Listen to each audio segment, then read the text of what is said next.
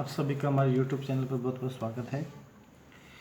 अब हम chapter first और सेकंड में जो पिछले 10 साल में या 2012 से 2019 तक जितने पेपर हुए हैं बोर्ड के, राजस्थान बोर्ड के, उसमें फर्स्ट चैप्टर नंबर फर्स्ट और सेकंड में जो जो क्वेश्चन एग्जाम में पूछे गए हैं उन क्वेश्चंस का हम यहाँ अध्ययन करने जा रहे हैं। इसलिए इसे ध्यान से समझें और वीडियो को बीच बीच में रोककर इन क्वेश्चंस को नोट करते रहें और रिविज़न करते रहें।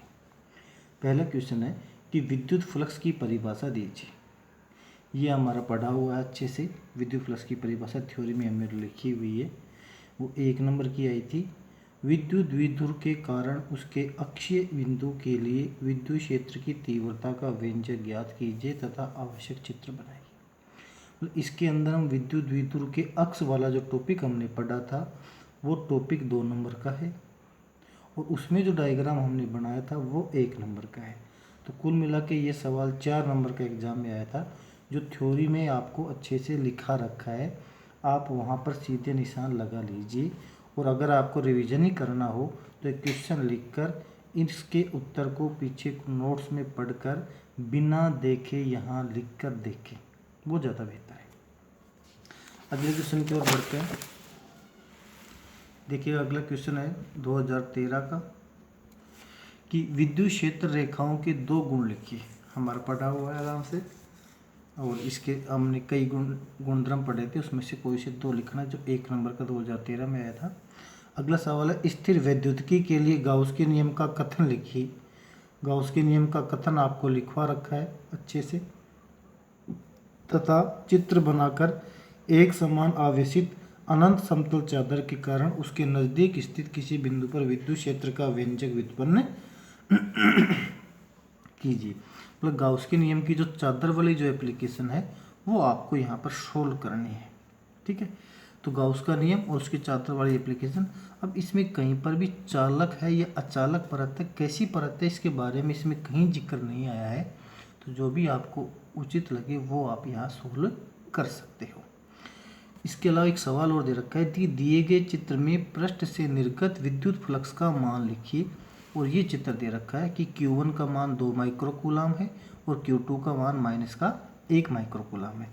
और ये जो क्वेश्चन है वो आया था 1 नंबर का तो है गाउस का नियम, आधा नंबर का है ये चित्र, 2 नंबर का है उस समतल चादर वाले टॉपिक की थ्योरी और आधा नंबर का है विद्युत क्षेत्र के आधा नंबर का ये न्यूमेरिकल है, ठीक।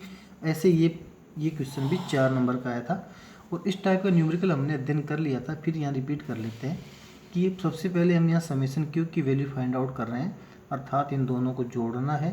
Q1 का मान 2 माइक्रोकूलम है, Q2 का मान -1 माइक्रोकूलम है और ये हो जाएगा बराबर 1 माइक्रोकूलम, जिसकी वैल्यू ये है। गाउस के नियम से फाई बराबर समेशन Q बटा एप्सिलॉन 0 होता ही है। समेशन Q की वैल्यू ये है, इसकी वैल्यू हम जानते हैं ये होती है। सोल्व करेंगे तो ये आ जाएगा 1.73 इंटू 10⁵ वेपर। क्लियर। आगे चलते हैं।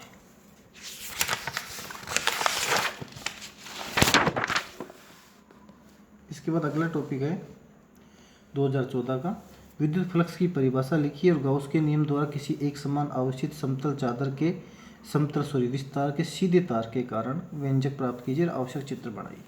मतलब वही फ्लक्स की परिभाषा फिर रिपीट हो गई है और अब की बार जो गाउस के नियम का जो पहला एप्लीकेशन था सीधे तार वाला वो है और इसका आवश्यक चित्र भी 1 नंबर का। ऐसे 4 नंबर का सवाल है जो आपको स्पष्ट रूप से मैंने करवा रखा है।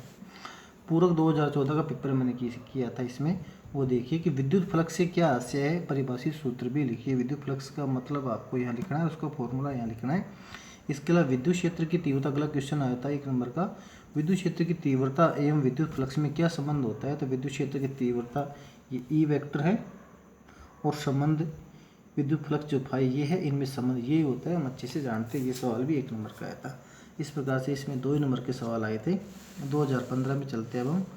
गाउस के नियम का कथन लिखिए। निरक्ष, देखिए ये 1 नंबर का था जो आप आसानी से लिख सकते हैं। दूसरा विद्युत द्विध्रुव के विषुवतीय तल पर, विषुवतीय तल का मतलब होता है भैया निरक्ष। क्या होता है ये?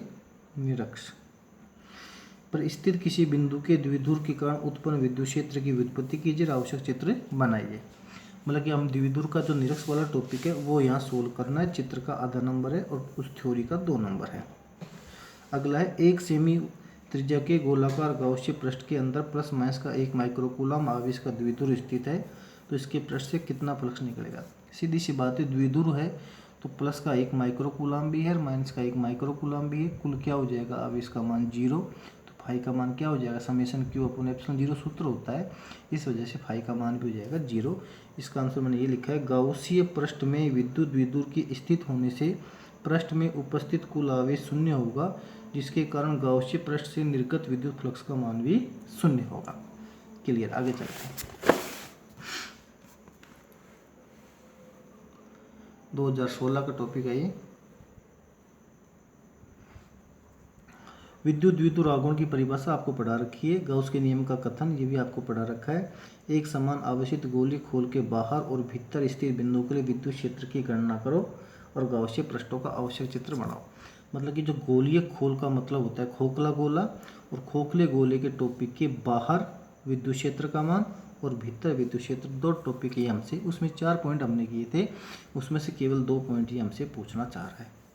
और गाउसीय पृष्ठों का आवश्यक चित्र बनाइए। 2017 में चलते हैं अब। स्थिर विद्युतिकी में गाउस के नियम का कथन लिखिए, ये हमारा पढ़ा हुआ है। अनंत लंबाई के एक समान आवेशित सीधे तार के कारण हमारे गाउस के नियम की पहली एप्लीकेशन है और ये भी 4 नंबर की आई थी। अगला है विद्युत क्षेत्र की तीव्रता की परिभाषा लिखिए और एक आवेशित चालक की सतह पर विद्युत बल और विद्युत दाब के लिए व्यंजक स्थापित कीजिए, आवश्यक चित्र बनाइए। ये भी हमारा पढ़ा हुआ है। आवेशित परिभाषा हमारी पढ़ी हुई है। और विद्युत बल और विद्युत दाब के लिए व्यंजक स्थापित कीजिए, आवश्यक चित्र बनाइए। ये हमने सेकंड चैप्टर के जो अंत में जो 3 टॉपिक हमने पढ़े थे उसमें से एक टॉपिक है, फर्स्ट वाला टॉपिक है।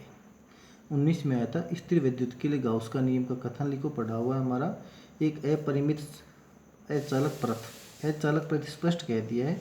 इसका मतलब जो सेकंड वाली एप्लीकेशन है उसकी बात कर रहा है, उसके लिए व्यंजक व्युत्पन्न कीजिए, आवश्यक चित्र बनाइए। साथ में ये हमें न्यूमेरिकल दे रखा है, विभाग दिए गए चित्र में छायांकित भाग से परिणामी विद्युत फ्लक्स की गणना कीजिए। ये छायांकित भाग है, देखिए इसमें, इसके अंदर यहाँ 2 माइक्रोकूलम और 1 माइक्रोकूलम है और इसके लिए फाई की वैल्यू ये हमसे पूछना चाह रहा है। तो देखो यहाँ समेशन क्यू इसलिए 0 रहेगा, समेशन क्यू का मान यहाँ हो जाएगा 2 और 1 3 माइक्रोकूलम, और इसका मान ये होगा।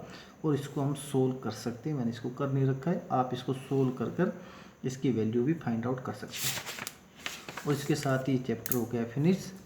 अगले चैप्टर में हम तीसरे चैप्टर की थ्योरी की चर्चा करेंगे। धन्यवाद।